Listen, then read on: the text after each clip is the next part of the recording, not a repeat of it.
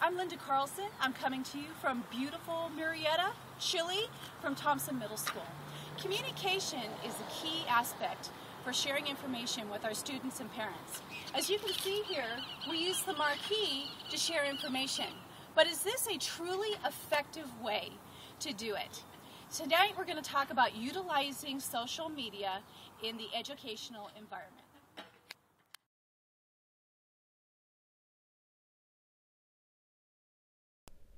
So to begin, why use social media?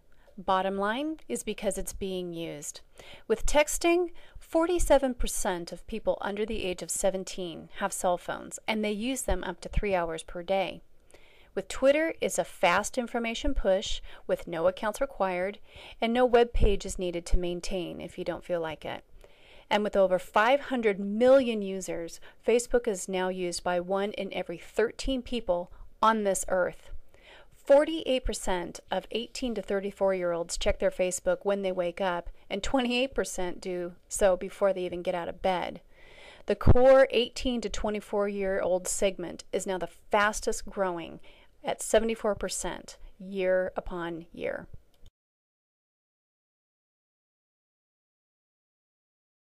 For my qualitative texting research article, I selected You Should Be Reading and Not Texting, Understanding Classroom Text Messaging in a Constant Contact Society.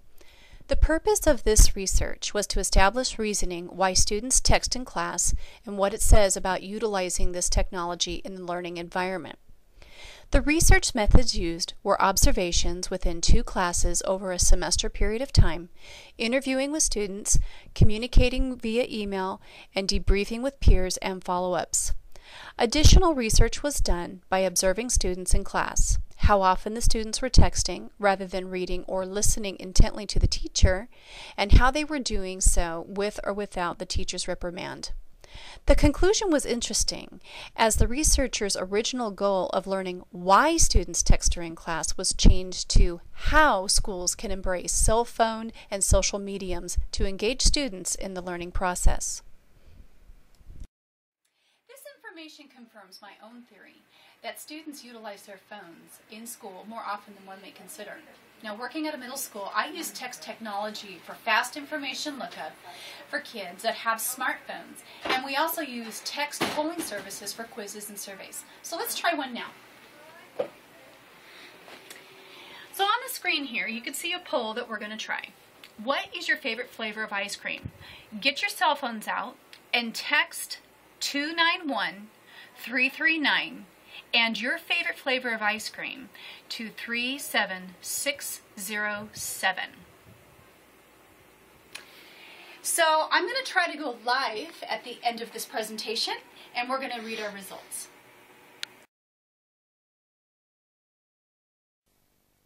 For my quantitative research article, I chose learning by tweeting using Twitter as a pedagogical tool. Say that fast 3 times. This article described using Twitter as a communication tool to keep in contact with professors and students as a marketing tool to generate interest in class and subjects. It also was a way to promote relationships and better enhance and supplement the interaction between instructors and students, thus the opportunity for students to be more interested in the subject matter for better learning. The authors cite Kolb's model of experiential learning: experiencing, reflecting, experiencing, and applying. Because Twitter is real-time communication, it gives users the experience of responding and giving input immediately, rather than having to log in to check email or the school portal. The research utilized in this article was an experiment.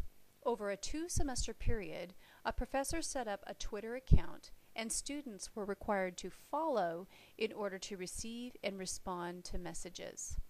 Surveys were given to measure personal involvement and satisfaction, career participation, contribution to educational goals, benefit to time ratio, and overall reactions to the use of Twitter.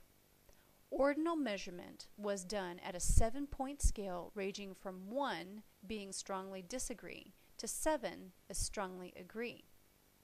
The conclusion drawn from this research showed that although there was some resistance on both the instructor and student part to the new technology, overall, both semesters' results showed Twitter's benefits regardless of the skill level of users.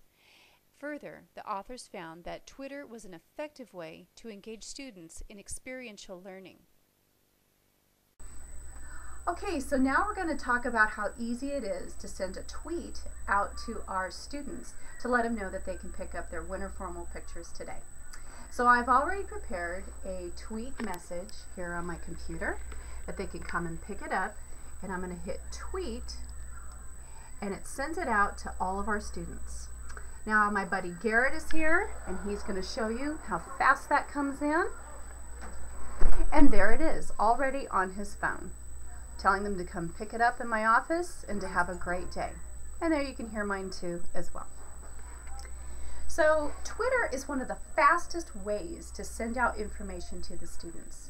When we put it up on the marquee, they might see it, but right now you've got hundreds of kids checking their phone along with all their messages from their friends, and they know to come here at lunch or break to pick up their pictures. All right? Perfect. Yeah. Awesome. Thanks, guys. For a mixed methods research, I found a great article published just last year, Can Facebook Enhance the Communications Between Teachers and Students?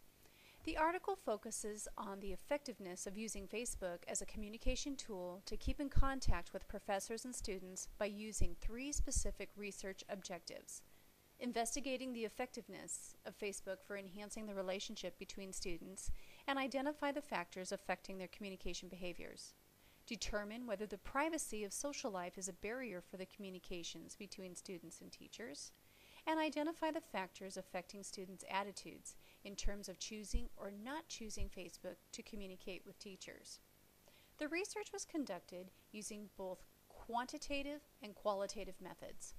For the qualitative approach, a focus group was formed to look into behaviors, attitude, and barriers of utilizing Facebook as a mode of communication in the course enrolled. It was found that the participants regularly used Facebook for personal communication and socialization. However, they favored not using it for communicating with teachers directly, as it appeared that students preferred to keep their private life away from school personnel. For the quantitative approach, a prearranged questionnaire was distributed to collect and evaluate information about the students' attitude toward project communication in Facebook using 4 major components: social capital, intensity, privacy, and intention to communicate in the project group. The conclusion drawn from this research showed that students indeed used Facebook for socialization and communication with friends and peers, and that they would be more apt to use it for academic and project-related matters. Again, there was a concern regarding privacy and the willingness to share personal things such as pictures with professors. At this time, I have chosen not to pursue Facebook for our school because it's so time-consuming to maintain and police.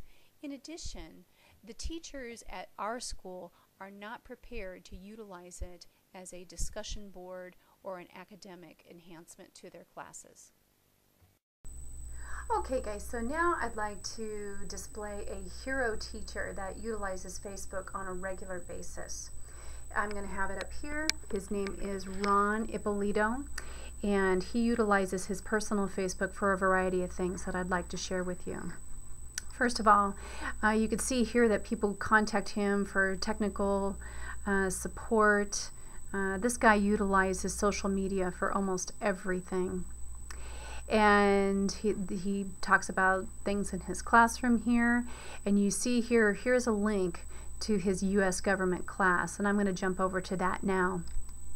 I love his class site where he talks about what has happened during the day. If people have missed their homework, they can click on here, and he's got pictures of the notes that they took today in class. And then if you scroll down, he's got some different things that have happened during the day. You can see he's got some information about Mitt Romney. He talks about Google Docs, where you can post your homework. Here's something that happened at the dance this weekend.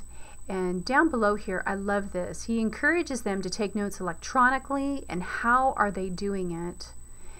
And down here, I'm scrolling down, he is asking the kids to help write tomorrow's quiz, to post the question on the Facebook page. And you can see a couple of the kids has asked some questions about that. Jumping over to his modern civilization class, here he writes down the homework and what they need to do, what they need to turn in. And I love this because the kids are actually asking him questions about the homework. Hey, can I get at least 80% on the vocab if I turn it in late? And Mr. Ippolito writes them up right away and gives them that information. He posts YouTube videos here. Kids can ask questions, and he just responds to them quickly. I love Ron Ippolito and how he utilizes Facebook, and he engages with the students on a regular basis and uses social media, Twitter. He has blog sites. He's got several Facebook pages, and he also trains adults in the educational field on how to utilize different things of social media. So, go Ron.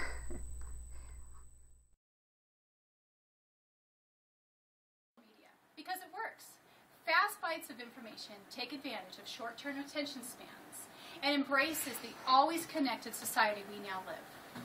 Social media only serves the educational environment, and it enriches the learning outcomes and helps in the communication process.